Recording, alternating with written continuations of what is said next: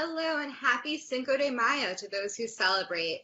My name is Chelsea Cronengold and I am NEDA's Communications Manager. Today on NEDA Connections, I am chatting with Saria Omer and Noor Pervez about Ramadan, eating disorders, and self-care.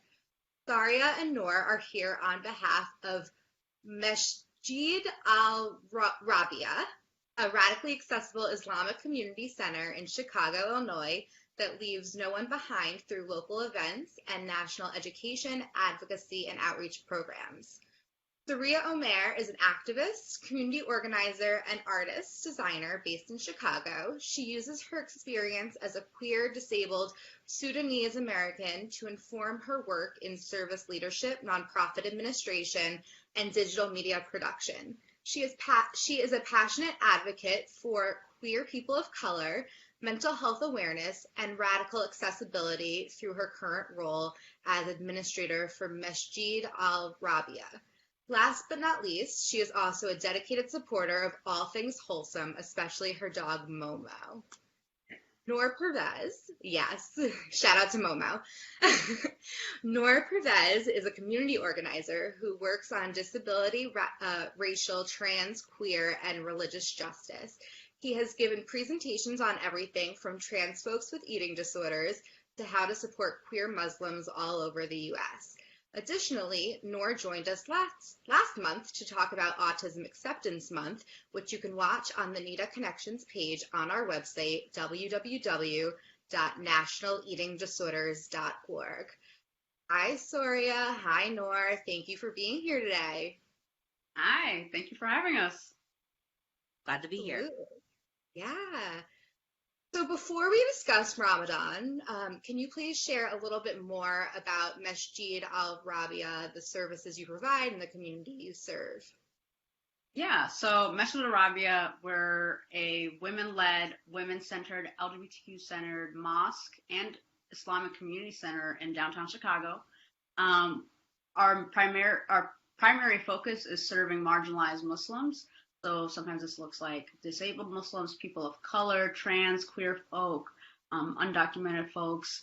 And we're a really pluralist org. We encourage everyone to come in just as they are, no matter what denomination of Islam they ascribe to. Yeah, that's great. And so Ramadan, which started on April 23rd, it's in full swing now. So can you share a little bit of information about what is Ramadan and why it's important to the Muslim community? Yeah, of course. So Ramadan is the 9th month in the Islamic lunar calendar. Muslims believe that this was the month that the Quran was first revealed to the Prophet Muhammad through angels. And so most Muslims observe Ramadan by fasting from food and water for a whole month, from dawn to dusk, for maybe 29 to 30 days. Fasting from food and water, by the way, is just one way to do it, especially for those with eating disorders or maybe even diabetes.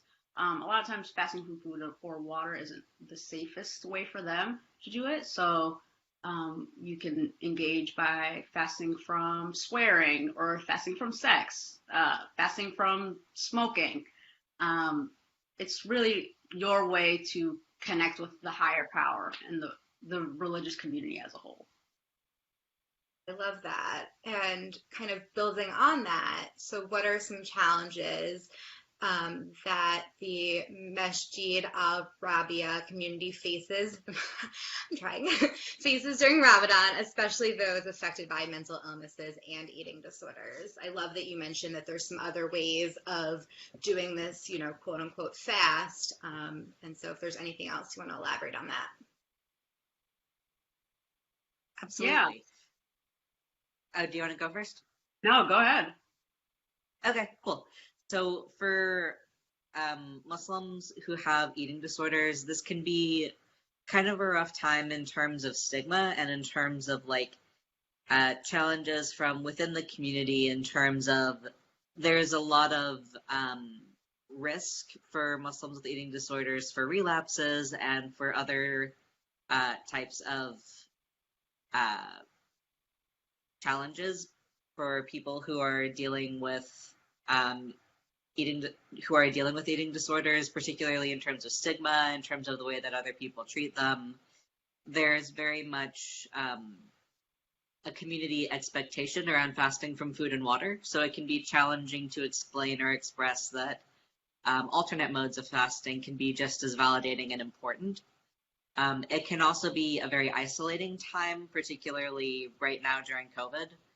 So in terms of finding community, in terms of accessing community-led support, in terms of accessing other Muslims who have similar struggles, it can be a bit of a challenge. Yeah, definitely. And Saria, do you have anything you want to add to that? Yeah, I mean, even before COVID, I think sometimes Ramadan it's kind of like, I like to describe it as like Christmas for Muslims. And so a lot of times people are in stressful situations with their family over the holidays. And that can also, just being with people can contribute to some of your relapses or falling back into negative coping strategies or habits that you have.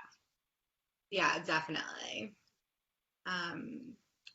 So what tips do you have to practice self-care during Ramadan, especially since you're mentioning some of those struggles right now with COVID, and just generally speaking, if you have an eating disorder or mental illness and you can't fully participate the way you're expected to, so how do you practice self-care?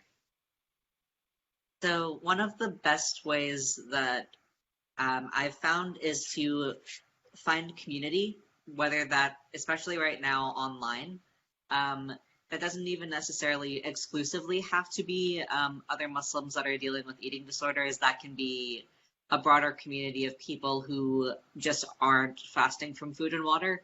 So one really good way that we've found as a masjid is that we have a hashtag called My Disabled Ramadan, which focuses on Muslims with disabilities sharing our experiences.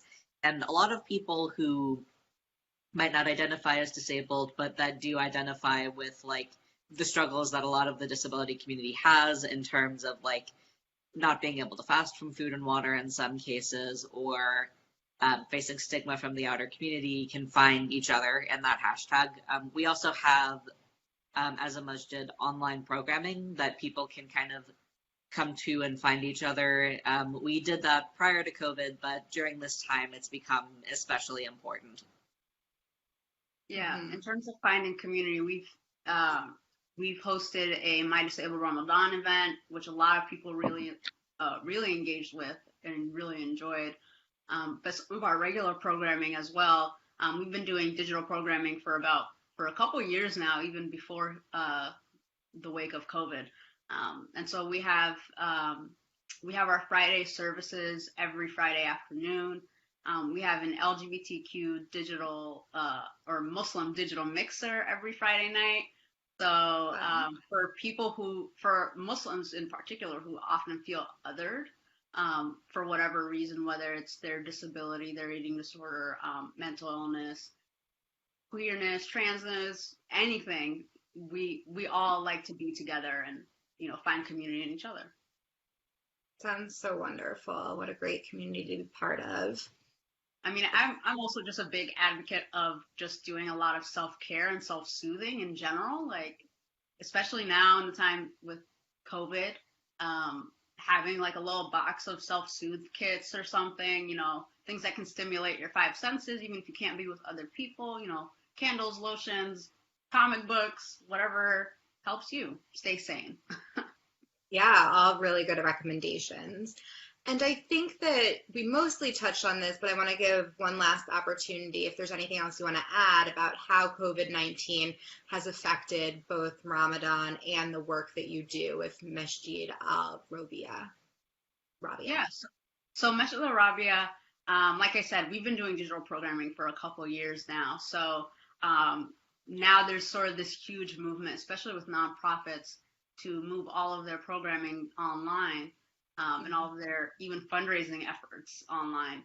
We've been doing that for a couple of years now. And so for us, this transition into COVID, I mean, obviously it was a challenge, but we were ready for it. And so mostly with given the circumstances, we've actually seen a lot more people join us because from all over the world. We've had people join our digital mixers, our Ramadan, our Mind Disabled Ramadan event, and a few of our other Wednesday programming from Australia, UK, the UAE. We've had people just like from all over the world really embrace us. It's been That's awesome. fabulous.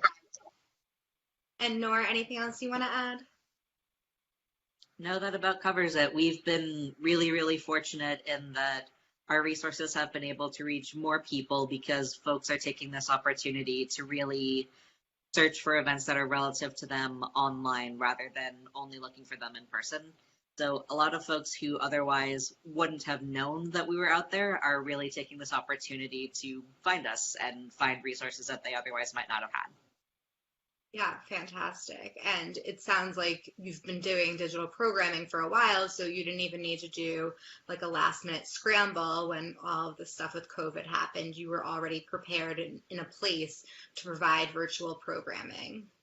Yeah, I mean, so like I said, we're a very pluralist org. We, from the beginning, we've always wanted everything to be radically accessible as much as possible. And with Noor as our accessibility director, he really made sure that we have a budget for things like these and are inclusive towards people who, even if they are local to Chicago, maybe they can't, be in the area for whatever reason. And so, yeah, we really, really, really, we really strive for accessibility as much as possible.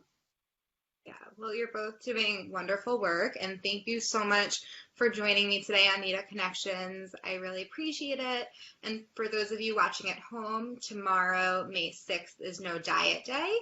So instead of NEDA Connections, we are having a webinar with the NEDA Network on ending the diet mindset, and you can find more information about that on our social media pages and at nationaleatingdisorders.org/no-diet-day. Thank you both again for being here and wishing everybody a wonderful rest of the day. Take care. Bye. You too.